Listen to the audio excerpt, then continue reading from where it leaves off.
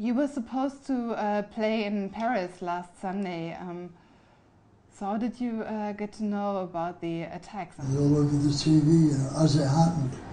And they were filming it, you could still hear gunshots. You know. It's so dumb.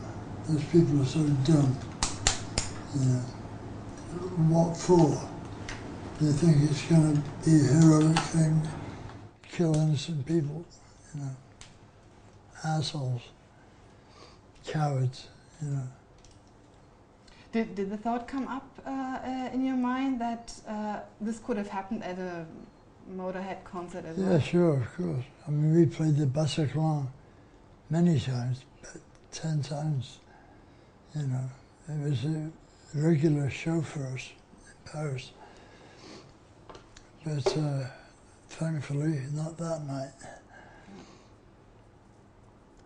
And was it clear for you that you're not going to play that weekend? Well, I didn't think they'd let us play. I mean, it was the day after, you know. So the attack sort of came out of nowhere at that concert. Did that change anything for you when No. you go on stage now? I would have gone on the day after. You know, if they stop you, then they win. And they're not going to beat me. You know, I mean, I do what I'm supposed to do. If the police cancel it, I can't do nothing about that. But we didn't cancel it, you know. So you would have played and would continue playing? Yeah, fuck those people. You know, they don't like rock and roll, and I don't like them. Right. But do you think we're more vulnerable now, or do you feel more vulnerable, something like that being able to happen? We've always been vulnerable, you know. Every day you go out the house, you're vulnerable. You know, you're inches from diving under a bus, you know, or somebody hitting you over the head for your money, you know, I mean.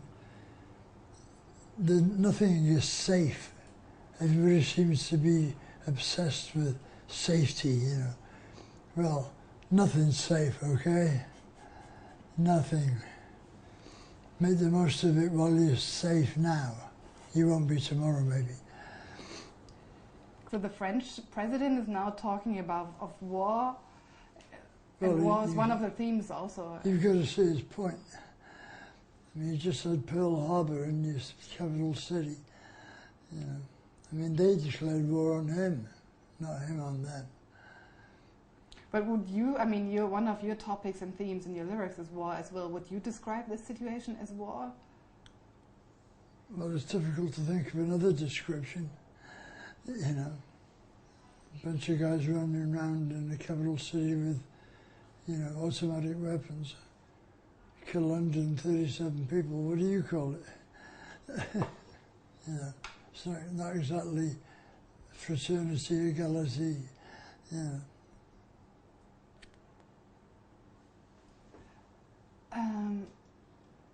You also lost a former band member last week. Does that make you... He's the second one. First Wurzel and now Phil. Yeah, it knocks you back a bit, you know, I mean, I know Phil, it feels like all my life, you know. It's not, but it felt like it, you know. And he was a real character, you know, he was a real nutcase. And I do admire that in a person. But I think he lost the will to live, you know, because he was doing a lot of the wrong drugs and living with the wrong people, and it finally caught up. Would you say you always used the right drugs? No, but it's like, you know, it was too much for his constitution, you know. So far, I've survived it, because I invented it, more or less. It's your 40th year with Motorhead.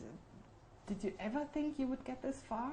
No, you don't think like that when you're beginning a band, you know, you just want to play with some other guys and see what happens, you know. You look about a year into the future, that's about it. I mean, 40 years is a joke, yeah. It's ridiculous. I have no idea what I'm supposed to do now. Yeah. Did you ever, if you knew it would go on that long, would you have stick to the name, or do you still would have chosen the name? No, Motorhead's all right. It's a good name. All the best band names are one word. The Who is the best band name ever, I think. When I was small, I always thought you were Scandinavian because of that letter. Oh yeah, I was in Germany too. Yeah. Did you just use it as a joke, or? No, I used it because it looks mean. But there was a band before us, Blowesticle, that used it too. Because it looked mean? Yeah, that Gothic writing looks mean, you know. So many musicians mention you as a hero and as a role model. What is it you would say you started out doing differently than others? Louder and faster, because we were the year before punk happened, you know. So a lot of people really didn't like us, you know, the press didn't like us. They gave us 6 months to live, Motorhead. So fuck them. They're all gone and I'm still here. Yeah, too bad. How close do you feel to punk? I liked a lot of the bands, but I didn't like a lot of them as well. The best were the Damned and the Pistols. I never liked the Clash particularly. I liked Joe Strummer in his previous band, the 101ers. He's playing vintage rock and roll, you know. But punk gave the music business a kick up the ass, you know, which it was really in need of at the time, you know. Very complacent. And now it's got another kick up the ass from the internet because it cut its own throat by trying to bust everybody who downloaded. I mean, what is that? How could you bust everybody? Everybody would be in jail under the age of 15. Yeah, I mean, stupid. So you got the title Godfather of Heavy Metal? Yeah, I didn't. Do you feel yourself that way? No, of course not. It's ridiculous. We're not heavy metal anyway. We're a rock and roll band, you know. But even Metallica is calling you that. Yeah, I know. Well, Lars came to see us when we played LA. I don't know what year it was, 82 or something. And he came along and he said he was the leader of our West Coast fan club. And he had Cliff, the bass player with him. And we found out later they were the only two in it. And he got really drunk and threw up down himself and went home, you know. The lyrics, you're writing them still? Yeah. Do you never get bored, or where do you take still new ideas? Yeah, then I write about something else, you know. I mean, there's plenty of scope for our sort of sound. War, death, and thwarted love, you know. There's always going to be plenty of that with the human race being what it is. You know, we can't resist killing each other. And injustice is another big thing with my lyrics. And there's always been plenty of that. How much Elvis and Little Richard would you say is in your music? Oh, plenty, you know. I mean, I used to have one of them hairstyles, you know, before my hair receded. Elvis was the one who showed us how to look, basically. I would say people like Carl Perkins, Little Richard taught us how to sound, and the Beatles taught us we could write our own songs. Do you hear your influence on others, in other music? A little bit on early Metallica, yeah. There's a lot, I mean, what are they called? Brazil, Max. What are they called? Sepultura was an early influence on them. But they don't stick with it, you know, they change. Because a lot of bands follow trends, you know, and it's fatal. because you can't please all the people all the time. You know? We don't play for you, we play for us. And if we like it, then we put it out. And if you like it as well, that's a bonus. But it's not necessary. Yeah. But do you think you don't want to change your music also? I don't want to change it too much. It's doing quite well at the moment.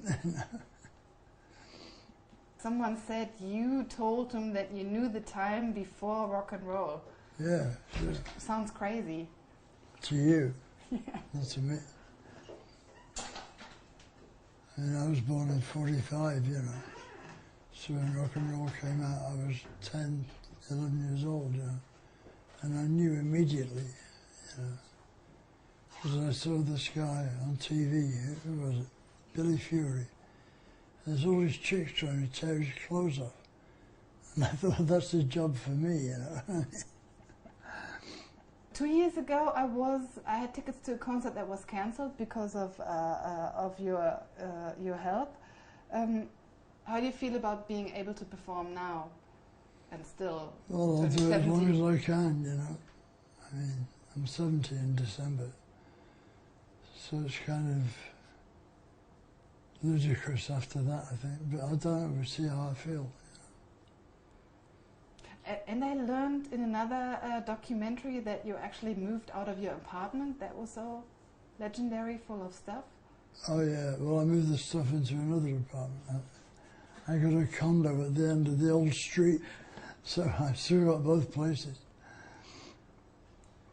So you're fascinated by military memorabilia and uniforms. What is your position on war then in the end? Well, war's stupid, you know. But as somebody once said, it's politics taken to its logical extreme. You know, I mean, they should put the leaders of the government concerned in a ring and let them fight to the death. And then, you know, the winner wins. It doesn't need 2 million people to die for it, you know. War's obscene, you know. And I was told you changed your drinking habits from Coca-Cola, whiskey to orange. Vodka and orange, yes. How come? Well, Coca-Cola is really bad for you, and I'm diabetic, so I shouldn't even look at it, you know. But I carried on drinking it for 10 years after I got diabetic. But it was too much, you know, too much sugar. A friend of mine who's a big fan of you too, always has a big problem every Christmas to find people celebrating his birthday with him because his birthday is on Christmas Day. Oh, he yeah. said it must be worse for you even. On Christmas Eve. It's Christmas Day here, right? Yeah, 24th. And even your own parents only give you one present for the two things, you know. Even your parents, you know, you'd think. Did you ever regret not getting married? No. Kind of I almost did a couple of times, but I never found a woman that could stop me looking at all the other women. So I'm not going to be false, you know. I'm not going to get married and run around. I think if you get married, you should be fucking married, you know. That's the story. I could never do that. Right.